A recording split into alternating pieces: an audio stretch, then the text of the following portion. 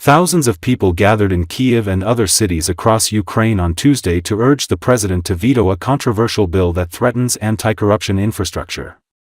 It marked the first major rally against the government in more than 3 years of war. According to Associated Press, Ukraine's parliament passed legislation that will tighten oversight of 2 key anti-corruption agencies, which critics say could significantly weaken their independence and give President Volodymyr Zelenskiy's circle greater sway over investigations. Zelensky signed the bill into law, according to the parliament's website late Tuesday. Fighting entrenched corruption is crucial for Ukraine's bid to join the European Union and maintain access to billions of dollars in Western aid. The legislation's passage has triggered public outrage in Ukraine, with some saying it appeared to be a greater moral blow than the routine Russian drone and missile attacks.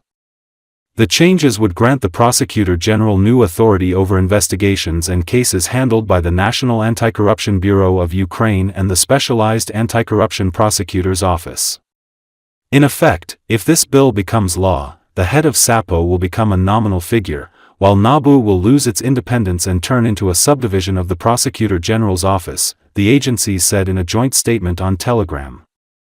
In a post on X, the EU's Enlargement Commissioner Marta Kos expressed concern over the vote in the parliament, called the Rada, calling it a serious step back. Kos added, independent bodies like NABU and SAPO are essential for Ukraine's EU path. Rule of law remains in the very center of EU accession negotiations. While rallies have taken place during the war in Ukraine, they have largely focused on the return of prisoners of war or missing people. Protests, however, remain a traditional form of public pressure in Ukraine, where 2 previous revolutions were victorious for the public. Corruption is a problem in any country, and it must always be fought, said Ihor Lechenkov, a blogger and activist who urged people to join the protest through his social media platforms, which reach more than 1.5 million followers. It is important to fight corruption so that more money goes to the armed forces of Ukraine, he said.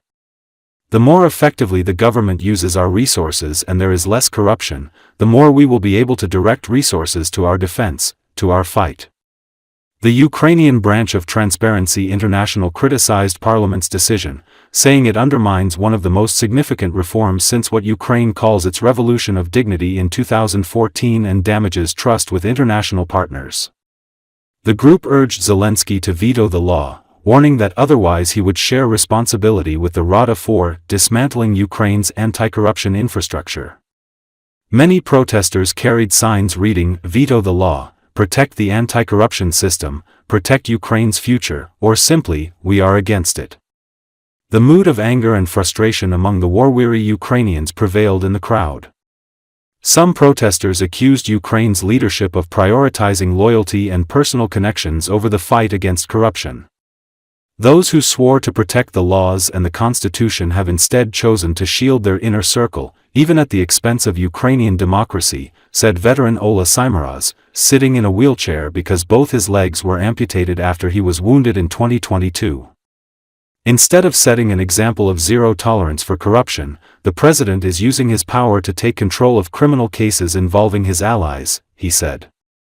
On Monday, Ukraine's domestic security agency detained 2 NABU officials on suspicion of links to Russia and searched other agency employees on unrelated allegations. Zelensky's office didn't respond to a request for comment.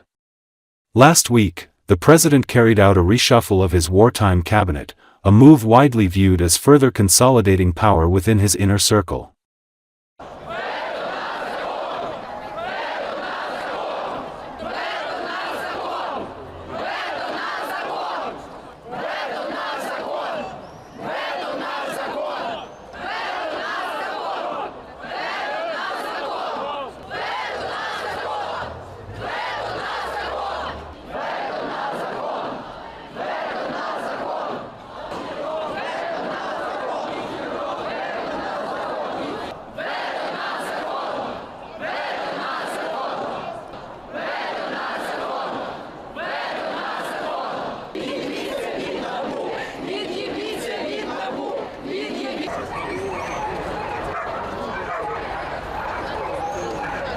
Загалом, це те, що, напевно, що ще тримає нашу систему, тому що якщо ми зовсім відмовимося від НАБУ, тоді всі зможуть робити те, що хочуть, ще більше. І кожен буде красти як востаннє, а це взагалі не прикольно, тому що коли фронт рухається зі швидкістю дуже великою, ми повинні робити все, щоб наша Україна була ціла і вільна, і незалежна. І ми повинні підтримувати військо всіма методами, а це один з них. Об'єднуватися і боротися проти корупції. І безпосередньо це великий важіль, завдяки якому Європа підтримуватиме нас. Якщо його не буде, скоріш за все, як вони завжди будуть занепокоєні. Україна не Росія! Україна не Росія!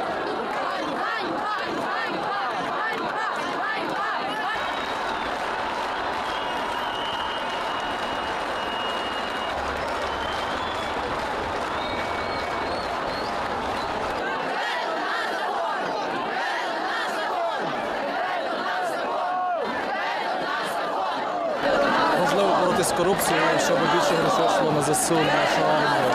Чим більше буде ефективно держава використовувати наші ресурси і буде менше корупції, тим більше ми можемо направляти ресурси на наш захист і на нашу боротьбу.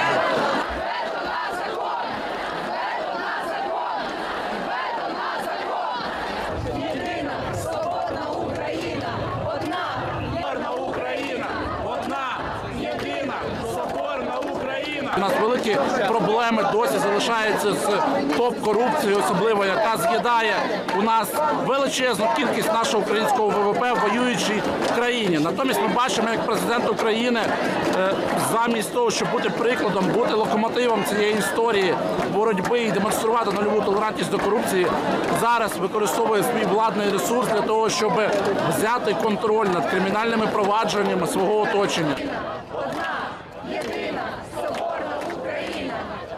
Я відчуваю, що у нас дуже різні цінності з українською владою. У нас, як українських ветеранів, військових, українського суспільства, дуже різні цінності. Для нас Україна – це справді незалежна, самостійна держава, яка буде боротися і проти російського імперіалізму, і проти внутрішнього ворога. Президент Зеленський нещодавно сказав, що у нас немає всередині країни ворогів. Це велика помилка так вважати. І навіть це не просто помилка. Вочевидь, справді для Зеленського немає ворогів всередині країни, які крадуть. Тому що він є, на жаль, частина цієї системи, є частина цих ворогів. На жаль, я бачу вотум довіри від суспільства, який був наданий з 22-го року. Їм скористалася українська влада, сіла на голову і вважають, що вони будуть творити все, що їм заманеться, щоб вони виривали Христа за пазуху. У нас вже був такий прецедент, була така влада, яка так думала. Це дуже погано для них закінчилось.